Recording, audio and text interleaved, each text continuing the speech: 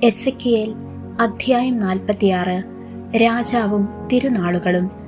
ദൈവമായ കർത്താവ് അരുളിച്ചെയ്യുന്നു, അകത്തെ അങ്കണത്തിന്റെ കിഴക്കേ പടിപ്പുര ജോലി ദിവസങ്ങൾ 6 അടച്ചിരിക്കണം.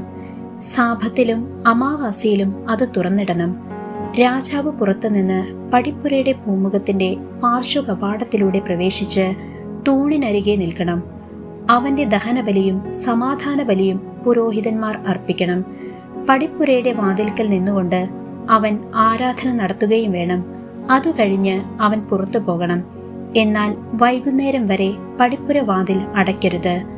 ജനം സാപത്തിലും അമാവാസിയിലും പടിപ്പുര വാതിൽക്കൽ കർത്താവിന്റെ സന്നിധിയിൽ ആരാധന നടത്തണം. സാപത്തിൽ രാജാവ് കർത്താവിന് സമർപ്പിക്കുന്ന ദഹനബലി ഊനമറ്റ 6 ആട്ടിൻകുട്ടികളും 1 മുട്ടാടുമായിരിക്കണം. ധാന്യബലിയായി മുട്ടാടിനോടൊപ്പം 1 ഏഫായും കുഞ്ഞാടുകളോടൊപ്പം തന്റെ കഴിവ് പോലെയും ഓരോ ഏഫായ്ക്കും ഓരോ ഹിൻ എണ്ണയും അവൻ നൽകണം. അമാവാസിയിൽ ഊനമറ്റ 1 കാളക്കുട്ടിയെയും 6 ആട്ടിൻകുട്ടികളെയും 1 മുട്ടാടിനെയും അവൻ കാഴ്ച കൊടുക്കണം. കാളയോടും മുട്ടാടിനോടുമൊപ്പം ഓരോ ഏഫായും ആട്ടിൻകുട്ടികളോടൊപ്പം തന്റെ കഴിവ് പോലെയും ഓരോ ഏഫായ്ക്കും ഓരോ ഹിൻ എണ്ണയും ധാന്യബലിയായി കൊടുക്കണം. രാജാവ് പടിപ്പുരയുടെ പൂമുഖത്തിലെ പാർശ്വകവാടത്തിലൂടെ പ്രവേശിക്കുകയും ആ വഴിയിലൂടെ തന്നെ പുറത്തു പോവുകയും വേണം. നിശ്ചിത തിരുനാളുകളിൽ ദേശത്തെ ജനം കർത്താവിന്റെ സന്നിധിയിൽ ആരാധനയ്ക്കായി വരുമ്പോൾ വടക്കേ പടിപ്പുരയിലൂടെ പ്രവേശിക്കുന്നവൻ തെക്കേ പടിപ്പുരയിലൂടെയും തെക്കേതിലൂടെ പ്രവേശിക്കുന്നവൻ വടക്കേതിലൂടെയും പുറത്തു പോകണം. താൻ പ്രവേശിച്ച പടിപ്പുരയിലൂടെ തിരികെ പോകാതെ അതിനെതിരെയുള്ളതിലൂടെ വേണം പുറത്തു പോകാൻ. അവർ അകത്ത് കടക്കുമ്പോൾ രാജാവും അവരോടൊപ്പം അകത്ത് പ്രവേശിക്കുകയും പുറത്തു പോകുമ്പോൾ അവരോടൊപ്പം പുറത്തു പോകുകയും വേണം. തിരുനാളുകളിലും നിശ്ചിത കാലങ്ങളിലും ധാന്യബലി കാളക്കുട്ടിയോടും മുട്ടാടിനോടുമൊപ്പം 1 ഏഫായും ആട്ടിൻകുട്ടികളോടൊപ്പം ഓരോരുത്തന്റെ കഴിവ് പോലെയും ഓരോ ഏഫായ്ക്കും ഓരോ ഹിൻ എണ്ണയും ആയിരിക്കും. രാജാവ് ദഹനബലിയോ സമാധാന ബലിയോ കർത്താവിന് സ്വമേധയാ സമർപ്പിക്കുമ്പോൾ കിഴക്കേ പടിപ്പുര അവനു വേണ്ടി തുറന്നു കൊടുക്കണം. സാപത്തിൽ ചെയ്യാറുള്ളതുപോലെ തന്റെ ദഹനബലിയും സമാധാന ബലിയും അവൻ സമർപ്പിക്കണം. അതു കഴിഞ്ഞ് പുറത്തു പോകണം. അതിനുശേഷം പടിപ്പുര അടയ്ക്കുകയും വേണം. അവൻ ദഹനബലിക്കായി 1 വയസ്സുള്ള ഊനമറ്റ ഓരോ ആട്ടിൻകുട്ടിയെ ദിവസേന കർത്താവിന് കൊടുക്കണം. ഓരോ പ്രഭാതത്തിലും അവൻ അങ്ങനെ ചെയ്യട്ടെ. അതിനോടൊപ്പം 6 ഏഫായും മാവ് കുഴയ്ക്കാൻ 3 ഹിൻ എണ്ണയും ധാന്യബലിയായി അവൻ ഓരോ പ്രഭാതത്തിലും കർത്താവിന് കൊടുക്കണം. ദിനം തോറുമുള്ള ബലിയുടെ നിയമമാണിത്. ഇപ്രകാരം ആട്ടിൻകുട്ടിയും ധാന്യബലിയും എണ്ണയും ഓരോ പ്രഭാതത്തിലും ദൈനംദിന ദഹനബലിക്കായി നൽകണം. ദൈവമായ കർത്താവ് അരുളിച്ചെയ്യുന്നു, രാജാവ് തന്റെ പുത്രന്മാരിൽ ആർക്കെങ്കിലും തന്റെ പൈതൃകാവകാശത്തിൽ നിന്ന് 1 സമ്മാനം കൊടുത്താൽ അത് അവന്റേതായിരിക്കും. അത് അവന് പൈതൃക സ്വത്തായിരിക്കും. അവൻ തന്റെ പിതൃസ്വത്തിൽ നിന്ന് തന്റെ ദാസന്മാരിൽ ഒരുവന് 1 സമ്മാനം കൊടുത്താൽ വിമോചന വർഷം വരെ അത് അവന്റേതായിരിക്കും. അതിനുശേഷം അതു തിരികെ കൊടുക്കണം. രാജാവിന്റെ പിതൃസ്വത്തിൽ നിന്നുള്ള സമ്മാനം അവന്റെ പുത്രന്മാർക്ക് മാത്രമുള്ളതാണ്. ജനത്തെ അവരുടെ സ്വത്തിൽ നിന്ന് ഫലം പ്രയോഗിച്ച് പുറത്താക്കി രാജാവ് അവരുടെ പൈതൃകാവകാശം കൈവശപ്പെടുത്താൻ പാടില്ല. സ്വന്തം സ്വത്തിൽ നിന്നാണ് അവൻ മക്കൾക്ക് പൈതൃകാവകാശം നൽകേണ്ടത്. അങ്ങനെയാവുമ്പോൾ എന്റെ ജനത്തിന്റെ സ്വത്ത് അവർക്ക് നഷ്ടപ്പെടുകയില്ല. അതിനുശേഷം അവൻ എന്നെ പടിപ്പുരയിലൂടെ പാർശ്വകവാടത്തിലൂടെ പുരോഹിതന്മാരുടെ വിശുദ്ധ മുറികളുടെ വടക്കേ നിരയിലേക്ക് കൊണ്ടുവന്നു. അവയുടെ ഏറ്റവും പടിഞ്ഞാറേ അറ്റത്ത് ഞാൻ ഒരു സ്ഥലം കണ്ടു. അവൻ എന്നോട് പറഞ്ഞു, പുറത്തെ അങ്കണത്തിലേക്ക് കൊണ്ടുവന്ന് ജനത്തിലേക്ക് പരിശുദ്ധി പടരാതിരിക്കേണ്ടതിന് പുരോഹിതന്മാർ പ്രായശ്ചിത്ത ബലിയും പാപപരിഹാര ബലിയും വേവിക്കുകയും ധാന്യബലി ചുടുകയും ചെയ്യേണ്ട സ്ഥലമാണിത്. പിന്നെ അവൻ എന്നെ പുറത്തെ അങ്കണത്തിലേക്ക് കൊണ്ടുവന്ന് അങ്കണത്തിന്റെ 4 കോണുകളിലേക്കും നയിച്ചു. അങ്കണത്തിന്റെ ഓരോ കോണിലും ഓരോ അങ്കണമുണ്ടായിരുന്നു. 40 മുഴം നീളവും 30 മുഴം വീതിയുമുള്ള ഓരോ ചെറിയ അങ്കണം 4 കോണിലുമുണ്ടായിരുന്നു. അവ ഒരേ വലിപ്പത്തിലായിരുന്നു.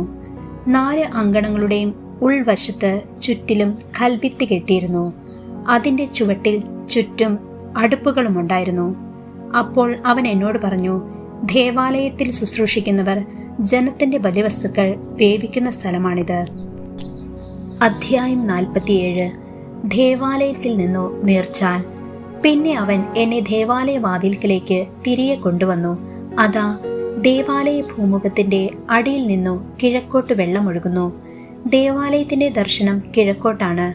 ദേവാലയ ഭൂമുഖത്തിന്റെ വലതുഭാഗത്ത് ബലിപീഠത്തിന്റെ തെക്കുവശത്ത് അടിയിൽ നിന്നു വെള്ളം ഒഴുകിക്കൊണ്ടിരുന്നു. പിന്നെ അവൻ എന്നെ വടക്കേ പടിപ്പുരയിലൂടെ പുറത്തു കൊണ്ടുവരികയും കിഴക്കേ പടിപ്പുരയിലേക്ക് പുറത്തുകൂടെ നയിക്കുകയും ചെയ്തു. വെള്ളം തെക്ക് വശത്തുകൂടെ ഒഴുകിയിരുന്നു. കയ്യിൽ ചരടുമായി അവൻ കിഴക്കോട്ട് നടന്ന് 1000 മുഴം അളന്നു. എന്നിട്ട് വെള്ളത്തിലൂടെ എന്നെ നയിച്ചു. അവിടെ കണങ്കാൽ വരെ വെള്ളമുണ്ടായിരുന്നു. പിന്നെയും അവൻ 1000 മുഴം അളന്ന് എന്നെ വെള്ളത്തിലൂടെ നയിച്ചു. അവിടെ മുട്ടോളം വെള്ളമുണ്ടായിരുന്നു. വീണ്ടും അവൻ 1000 മുഴം അളന്ന് എന്നെ വെള്ളത്തിലൂടെ നയിച്ചു. അവിടെ അരയ്ക്കൊപ്പം വെള്ളമുണ്ടായിരുന്നു. പിന്നെയും അവൻ 1000 മുഴം അളന്നു. എനിക്ക് കടന്നു പോകാൻ പറ്റാത്ത ഒരു നദിയായിരുന്നു അത്. വെള്ളം അത്രയ്ക്ക് ഉയർന്നിരുന്നു. നീന്താൻ വേണ്ടുന്ന ആഴമുണ്ടായിരുന്നു അതിന്. നടന്ന് അക്കരെ പറ്റാൻ വയ്യാത്തൊരു നദി. അവൻ എന്നോട് ചോദിച്ചു, മനുഷ്യപുത്ര, നീ ഇത് കണ്ടോ? പിന്നെ അവൻ എന്നെ നദീതീരത്തൂടെ തിരിച്ചു കൊണ്ടുവന്നു. ഞാൻ തിരിച്ചു പോന്നപ്പോൾ നദിയുടെ ഇരുകരയിലും വളരെയധികം വൃക്ഷങ്ങൾ കണ്ടു.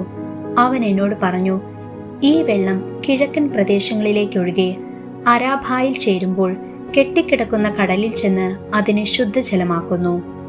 നദി ഒഴുകുന്നിടത്തെല്ലാം ജീവജാലങ്ങൾ പറ്റം ചേർന്ന് ജീവിക്കും. അവിടെ ധാരാളം മത്സ്യങ്ങളും ഉണ്ടായിരിക്കും. കാരണം കടലിലെ വെള്ളം ശുദ്ധീകരിക്കുന്നതിനാണ് നദി അങ്ങോട്ടൊഴുകുന്നത്. അങ്ങനെ നദി ഒഴുകുന്നിടത്തെല്ലാം ജീവൻ നിറഞ്ഞു നിൽക്കും. മീൻപിടുത്തക്കാർ ആ കടൽക്കരെ നിൽക്കും. എൻഖേദി മുതൽ എൻ എഗ്ലായും വരെ വല വീശാൻ പറ്റിയ സ്ഥലമാണ്. അവിടെ മഹാസമുദ്രത്തിലെ പോലെ വിവിധ തരം മത്സ്യങ്ങളുണ്ടായിരിക്കും. എന്നാൽ നദിയുടെ സമീപമുള്ള ചേറ്റുനിലങ്ങളും ചതുപ്പുനിലങ്ങളും ശുദ്ധമാക്കപ്പെടുകയില്ല. ഉപ്പിനു വേണ്ടി അവ മാറ്റിവെച്ചിരിക്കുന്നു. നദിയുടെ ഇരുകരകളിലും എല്ലാത്തരം ഫലവൃക്ഷങ്ങളും വളരും. അവയുടെ ഇലകൾ വാടിക്കൊഴിയുകയോ അവ ഫലം നൽകാതിരിക്കുകയോ ഇല്ല. അവയ്ക്ക് വേണ്ട ജലം വിശുദ്ധ സ്ഥലത്തു നിന്ന് ഒഴുകുന്നതുകൊണ്ട് മാസം തോറും പുത്തൻ ഫലം പുറപ്പെടുവിക്കും. അവയുടെ ഫലം ഭക്ഷണത്തിനും ഇലകൾ രോഗശമനത്തിനും ഉപകരിക്കുന്നു. ദേശത്തിന്റെ അതിരുകൾ. ദൈവമായ കർത്താവ് അരുളിച്ചെയ്യുന്നു, ഇസ്രായേലിന്റെ 12 ഗോത്രങ്ങൾക്കിടയിൽ നീ ദേശം വിഭജിക്കുന്നത് ഇപ്രകാരമായിരിക്കണം. ജോസഫിന് 2 പങ്കുണ്ടായിരിക്കണം. നിങ്ങളതു തുല്യമായി വേണം ഭാഗിക്കാൻ. ഈ ദേശം നിങ്ങളുടെ പിതാക്കന്മാർക്ക് കൊടുക്കുമെന്ന് ഞാൻ ശപഥം ചെയ്തു. പൈതൃകാവകാശമായി നിങ്ങൾക്കിത് ലഭിക്കും. ദേശത്തിന്റെ അതിർത്തി ഇതായിരിക്കണം.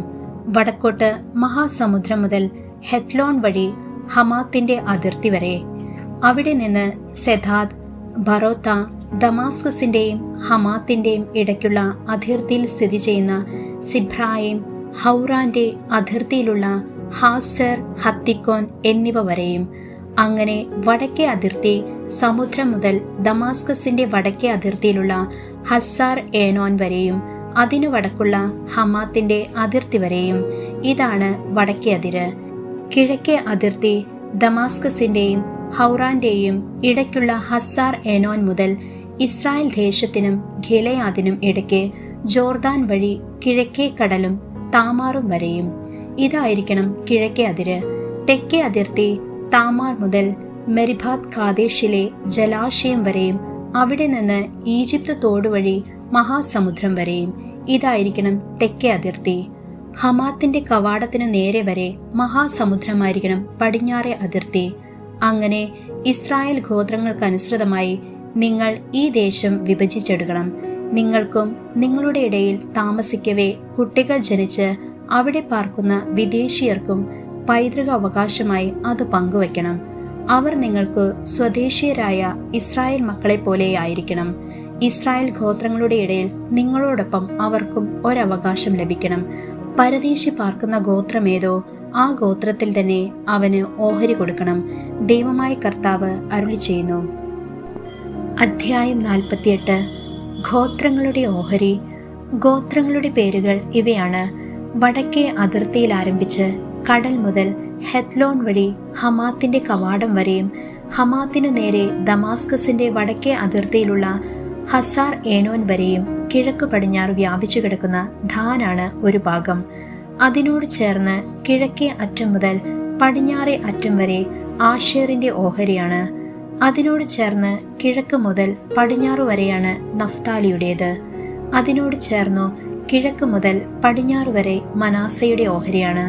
അതിനോട് ചേർന്ന് കിഴക്ക് മുതൽ പടിഞ്ഞാറു വരെയാണ് എഫ്രായിമിന്റെ അവകാശം. അതിനോട് ചേർന്ന് കിഴക്ക് മുതൽ പടിഞ്ഞാറു വരെ റൂബന്റെ ഓഹരിയാണ്. അതിനോട് ചേർന്ന് കിഴക്ക് മുതൽ പടിഞ്ഞാറു വരെ യൂദായുടെ ഓഹരി. വിശുദ്ധ ഓഹരി. അതിനോട് ചേർന്ന് കിഴക്ക് മുതൽ പടിഞ്ഞാറ് വരെ 25,000 മുഴം വീതിയിലും ഒരു ഗോത്രത്തിന്റെ ഓഹരിയുടേതിന് തുല്യമായ നീളത്തിലും കിഴക്ക് പടിഞ്ഞാറായി നിങ്ങൾ നീക്കിവെക്കുന്ന ഒരു ഭാഗം അതിനു മധ്യേയായിരിക്കും വിശുദ്ധ മന്ദിരം. കർത്താവിനു വേണ്ടി നിങ്ങൾ മാറ്റിവെക്കുന്ന സ്ഥലത്തിന്റെ നീളം 25,000 മുഴവും വീതി 10,000 മുഴവും ആയിരിക്കണം. വിശുദ്ധ ഓഹരിയായി നീക്കിവെക്കേണ്ടത് ഇവയാണ്: വടക്ക് 25,000 മുഴം നീളവും പടിഞ്ഞാറ് 10,000 മുഴം വീതിയും, കിഴക്ക് 10,000 മുഴം വീതിയും, തെക്ക് 25,000 മുഴം നീളവുമുള്ള ഒരു ഭാഗം പുരോഹിതന്മാർക്കായി നീക്കിവെക്കണം. അതിന്റെ മധ്യത്തിലായിരിക്കണം കർത്താവിന്റെ വിശുദ്ധ മന്ദിരം. ഇസ്രായേൽ വംശവും ലേവ്യരും വഴിതെറ്റിയപ്പോൾ അവരോടൊപ്പം മാർഗഭ്രംശം സംഭവിക്കാതെ എന്റെ ആലയത്തിന്റെ ചുമതല വഹിച്ച അഭിഷിക്ത പുരോഹിതരായ സാധോക്കിന്റെയും പുത്രന്മാർക്കുള്ളതാണിത്. ലേവ്യരുടെ അതിർത്തിയോട് ചേർന്ന് വിശുദ്ധ ഓഹരിയിൽ നിന്ന് വേർതിരിച്ചെടുത്ത അതിവിശുദ്ധമായ ഓഹരിയാണ് അവരുടേത്. പുരോഹിതന്മാരുടേതിനോട് ചേർന്ന് 25,000 മുഴം നീളത്തിലും 10,000 മുഴം വീതിയിലും ഒരു ഓഹരി ലേവ്യർക്കുണ്ടായിരിക്കണം. ആകെ നീളം 25,000 മുഴവും വീതി 10,000 മുഴവും. അവർ അത് വിൽക്കുകയോ കൈമാറ്റം ചെയ്യുകയോ അരുത്. ദേശത്തിലെ ഈ വിശിഷ്ട ഭാഗം അവർ അന്യാധീനപ്പെടുത്തി കളയരുത്. എന്തെന്നാൽ അത് കർത്താവിന് വിശുദ്ധമാണ്.